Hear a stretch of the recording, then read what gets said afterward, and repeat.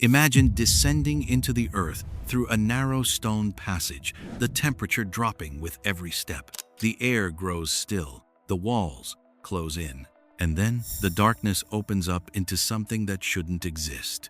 Tunnels, chambers, entire streets carved from volcanic rock, stretching down 11 stories beneath your feet. You're not in a cave, you're in a city. This is Derinkuyu, and for a long time, nobody knew it was there. It was 1963 when a man renovating his home in the Cappadocia region of central Turkey knocked through a wall and discovered a hidden room. Curious, he pushed further. That room led to another and another. What began as a routine renovation spiraled into one of the most extraordinary archaeological discoveries of the modern era. Beneath the dry, windswept plains of Anatolia, an entire underground civilization had been quietly waiting to be found. Derinkuyu sits beneath the town of the same name in Nevşehir province. The region itself is already surreal. Above ground, a landscape of volcanic chimneys and fairy towers, sculpted by millennia of erosion. But beneath it lies something far stranger. The underground city descends approximately 55 to 60 meters into the earth, across at least 11 levels, though only 8 are currently open to visitors. Estimates suggest it could have sheltered up to 20,000 people at once, along with their livestock, food stores, and tools. 20,000 people living underground. This leads us to a startling conclusion that whoever built this place wasn't thinking in weeks or months. They were planning for something much longer. The construction itself defies easy explanation. Derinkuyu was carved entirely from soft, ignimbrite rock, a volcanic material that is workable when freshly exposed but hardens significantly over time. The engineers, whoever they were, would have needed to plan the entire structure before beginning because the rock's behavior changes as it sets. There is no margin for error when you're carving rooms hundreds of feet below the surface. Archaeologists have found ventilation shafts, over 50 of them, running vertically through the rock to supply fresh air to the deepest levels. There are wells. There are kitchens with smoke channels. There are designated areas for wine and oil production, stables for animals, and spaces archaeologists believe served as religious gathering rooms.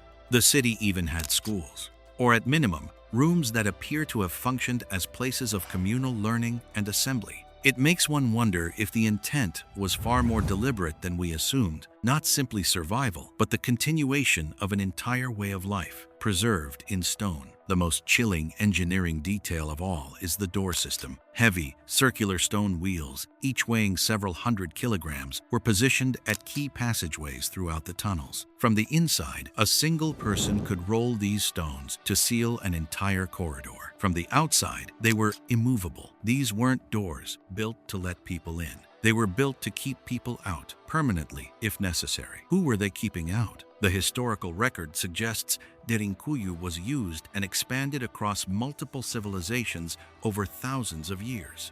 The earliest construction may date to the Phrygians, around 800 BCE, though some researchers push this estimate even further back. Later, the Byzantines are known to have sheltered here during the Arab raids of the 7th and 8th centuries. They deepened the tunnels, refined the ventilation, and may have added many of the structural refinements we see today. After the Mongol invasions of the 13th century, usage appears to have declined significantly. The city was eventually forgotten entirely until that accidental wall in 1963. But there's a detail that consistently unsettles researchers. Derinkuyu is not alone.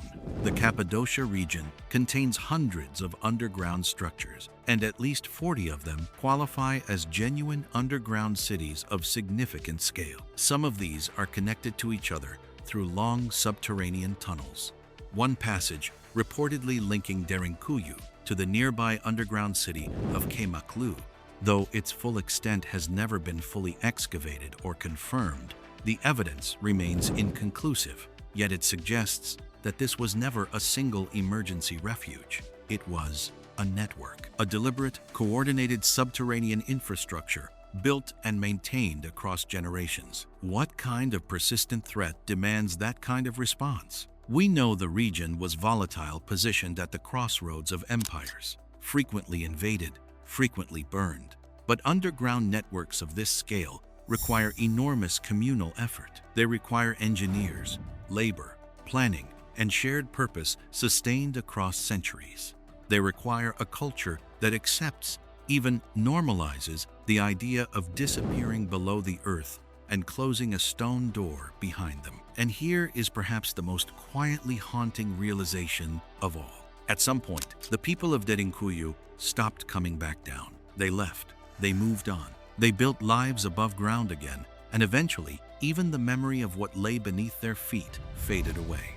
Entire generations walked over this city without knowing it existed. Today, roughly 3 to 4 kilometers of tunnel are accessible to visitors. The rest remains unexcavated, unmapped, or deemed structurally unsafe. Archaeologists believe significant portions of the complex have yet to be explored at all. So the question isn't simply who built Derinkuyu, or even why. The question that tends to stay with you long after you've climbed back out into the sunlight is this: what else is still down there?